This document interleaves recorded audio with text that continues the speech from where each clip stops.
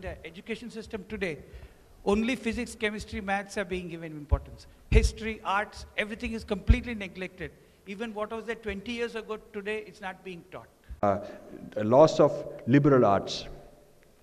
Now, at one time, India's great universities were places like Nalanda, Takshashila, and people from China, Japan, Mongolia, Southeast Asia, they all used to come.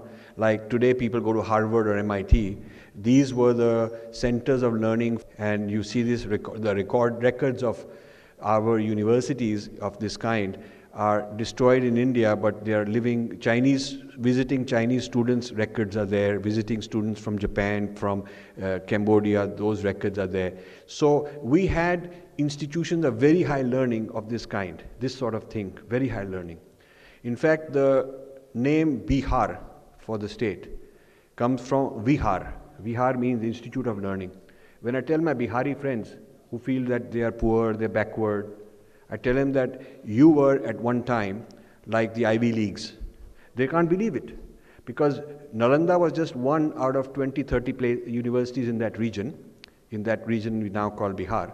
So you see, this loss has meant that we are producing technocrats who can copy, who can make good coolies, who can do work for some other person, but who are not able to create products. Original, how many packages in the top 10 has Infosys created?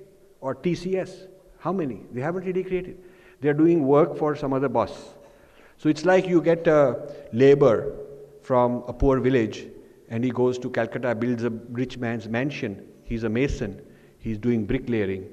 And he can write back to his house that he's working in a rich mansion. He can say he can send money home. He can do all of that. But he's an outsourced worker. He's an outsourced laborer. When that house is ready, he does not own equity in one brick even. He's just installing those bricks for a rich man who can then kick him out and then he goes to the next job. So if you look at much of our tech industry, it is basically bricklayers of a certain kind. Each line of code like a brick. We're selling the bricklayer service, arbitraging the labor rate. That's all we're doing. But we're not being innovative. Why aren't we being innovative? And why is it that their systems are adopting some of our techniques of mind management to make creativity?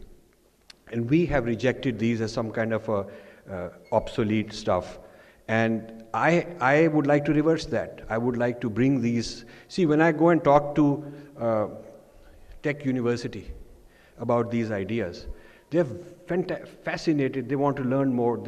So I know, having run a small foundation, the demand for these kind of R&D, these kind of research seminars, conferences, huge in the West.